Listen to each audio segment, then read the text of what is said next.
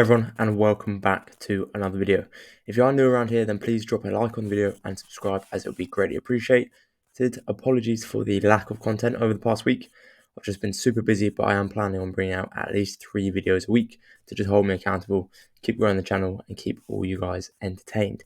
So we're going to be going over what went wrong with my last game week, and it was very frustrating, to be honest with you guys. So obviously, Academy, throwaway team. Good to see Eric Williamson back. Came on as a sub for Portland. Good to see him back in the team.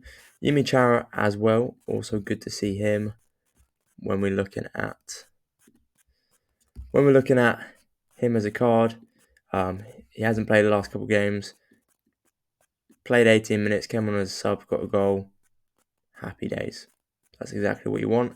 So hopefully we'll start seeing him back in the team, being utilised, which is all good. Academy again. Challenger Europe, actually. Obviously another one of my throwaway teams. João Silva, though, keeping a clean sheet and actually beating Anderlecht. Now the Belgium League, the Pro League, actually splits now. So the season splits, which is a little bit confusing. So they're in the relegation battle. So they have like a relegation qualification. Then the bottom half of the table have like a qualification. And the top half also have a qualification. So I think there's 8 or 9 more games left in that calendar. Under 23s was also a throwaway. But obviously the rivals reward that I got has been playing. He came on for 3 minutes, but he is starting to get a little bit of game time, which is good to see. And Tobias Rascal actually did play and did very well. So potentially seeing him back in the team. And FC Kaiserslautern, as you know, I've obviously got their stack and their collection. Now out of the relegation battle, good 3 points clear. Hopefully they can retain that. Second Division Europe, Redondo got the goal. Another throwaway team. Then Academy, another throwaway team. Isaac Hayden shot a big score, and Juan Jesus actually shot the highest score he scored in a very long time. 24 AA and 60 decisive against Inter, which is crazy good going, all things considered. And this is kind of where the game week's going wrong. You're looking at these big scores, and they're all in just my academy teams because I didn't see these players doing so well. MLS Specialists Limited, another kind of risky team. See how it goes. Academy again. Eric Martel got an assist. He is one of my rewards that I won 2 weeks ago. Good to see him playing. He played against Leipzig, shot a 9 AA and 60 decisive with conceding 5 goals. That's minus 10 AA.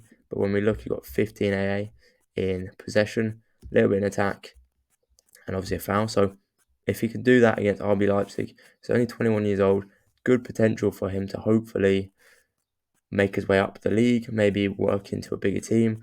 There's rumours that Kimmich is getting sold by Bayern Munich. Hopefully Bayern Munich are looking for another young CDM, potentially pick someone up like him, bring him up, put him on loan again, take him back, something like that. That would be really nice for me and my gallery, of course.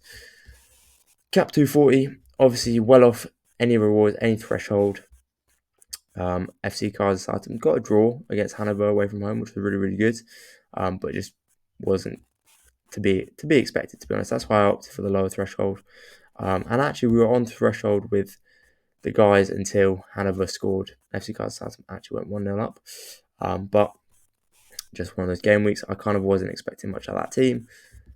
Specialist Limited was okay, nothing crazy, still 150 points off a reward, which is a shame. Stegen actually kept a clean sheet at Atletico, which is good to see.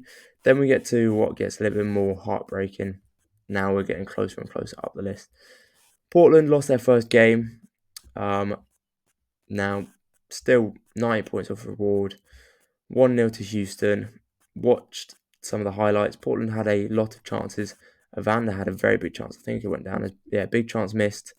And he was captain. He should have at least hit the target with the position he was in. Potentially could have scored. It's just a shame. MLS is still on this weekend, so I will be bringing out a lineup builder. But Kamal Miller and Maxime Crepiel are playing for Canada. So actually a little bit of squad rotation. But luckily, we'll get onto it later on when I do release the video, which will be coming out tomorrow for building that lineup. we have got the rest of the Portland Timbers players, which is good to see. Cap 270, Jok Deng predicted to get a very high score in this game. Couldn't do what needed to be done. Ended up drawing 2-2 against almost bottom of the league, which is a shame. 4-0 win for Standard Liège. Both the midfielders couldn't even get a decisive action, which is a shame. Pirard, surprisingly, like I said, kept the clean sheet, which is why it's a shame, because obviously another goalkeeper with a high score and outfield players just not doing what they need to do. Then the heartbreak starts. All-Star Limited, first teams to play. Standard Liège, Lafise and Bodart both shoot high scores. I'm on 150 points from 2 players. I'm thinking this is good. Sorensen's in the form of lice at the moment. So is Mratby. Both of them have shot over 60 in their last 5 games. We'll see what happens. Michelin against OH11. Michelin lose. Now, interestingly, like I said, they are splitting the table up with the Pro League. Michelin got knocked out of the top part of the table and are now in the mid part of the table, which means their next 8 game weeks are going to be easier, which is quite good for myself because hopefully it means Mratby should have easier teams to play against, should score slightly higher points. Sorensen, 3-0 win, played the whole 90 minutes, couldn't get decisive at all. I think did he have a big chance missed? No, he had 1 attempted assist, 9 penalty area entries. I just couldn't get a decisive that we needed. And then I was thinking, right, I still need like 80 points. Paulo Diaz can score 80 points, especially being a captain. A couple minutes into the game, error leading to goal. I thought, that's it. Game was ruined. All-Star Limited is out of the picture. So you can see we're 70 points out. If he didn't concede that error that led to goal, obviously he would have got an extra 20 points. And then also would have got the clean sheet bonus, which would have given an extra 10 points here. Wouldn't have lost 4 points there. You're looking at almost a 40-point swing with him being captain. Okay, right. Still not in for a reward, but he would have probably not been playing as badly if he didn't get that error that led to goal. And also if Sorensen and Mratby could have, like, you look at the team, only 1 decisive action and only 68 points off a reward, which is a shame. Then we go into Cap 220, 1.65 points off a reward. And looking at this, I would have got a reward if I captained any other player except for Danny Vivian. Watford won their first game in forever, which was good. Emmanuel Dennis got a goal, which is all he needed. Kayembe played in midfield, played 90 minutes, shot decent at AA, happy days. Backman, decisive, and some AA score, happy days. Danny Vivian, 2-0 win, clean sheet, and the AA. All we needed was either an extra interception or 2 tackles to get a double-double, would have then been in for a reward. The most frustrating thing is Harry Kane, 5-2 win, only shot 70 points. Got negative AA. When we look at it, missed 2 big chances. If he'd scored one of those chances, even if he'd got -5 for missing one of those chances, would have been on 80, would have gotten a reward. Absolute heartbreak there. And then finishing off, Champion Europe Limited, which I should have got a reward for. Unai Simon with a huge score, saving a penalty and getting a clean sheet, getting 70 decisive action, 12.9 A.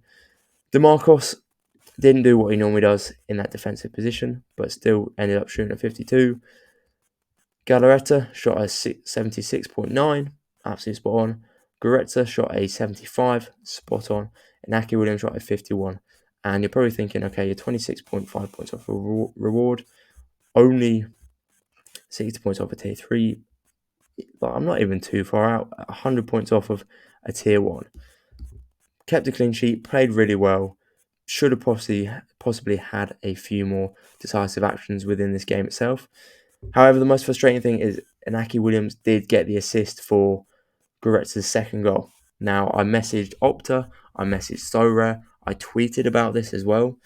If you go, I'm not going to show the clip on here because of copyright infringement issues, but if you go and watch the highlights in the Athletic Club game, you can clearly see Inaki Williams, the ball gets played over, Inaki Williams touches it down. It's a poor touch from him, but he touches it down. The ball ends up rolling backwards. It goes in between the player's legs. I checked multiple angles, multiple views. If the ball had hit the defender, then gone to Gurku, for the goal, no issues. But it went through the defender's legs. The ball did not touch the player because the trajectory of the ball didn't change. Went to Gorka. Gorka scored. Inaki Williams should have been credited assist. That's 25 points. I've got him on a 5% bonus. That gives him something like 27.5 points, which puts me in for a tier 5 champion Europe player, which I should have got and I didn't get. And I went through the whole system. Like I said, I went through the whole Sorare system where you can log something, you can send them a clip, got no response. I messaged people from Sorare, I messaged people on Opta saying what's going on with this game. I saw a couple other people mention it as well. No feedback at all. And that is the one issue with Opta itself is sometimes things get discredited and they get mistakes. Normally it will be something small like a missed challenge, missed tackle, few passes here or there. But when it's a decisive action that costs you probably a couple pound card, if it is frustrating because I would have loved to come at you guys today with my first Champion Europe reward. But we move on. It is what it is. I'm hoping to get some feedback. I'm obviously not going to get compensation or anything because that doesn't happen with Sorare. But just for them to admit, send me an email. Hey guys, sorry, we messed up with this. Even if it just boosts an Aki Williams score, they add it on, but I don't get a reward. It'll just be nice to see that on the actual Sorare data side of things and within Sorare. So like I say, absolutely heartbreaking game week. 1.65 points of a reward if Harry Kane had scored, or if I'd captain anyone else, would have got something. And if Opta had logged correctly, I'd have been coming at you guys today with 2 rewards, which is an absolute nightmare. But first game week in a while that I haven't won a reward, which is a shame. But we go again for the MLS this weekend. Like I said, keep an eye out for that video that I'll be releasing, going through this weekend's lineup building. If you do have any questions, then please let me know. Thank you very much for watching the video. Drop a like and subscribe if you're new around here. And like I said, be ready for more regular content. Apologies that I've been away for the past week. See you later.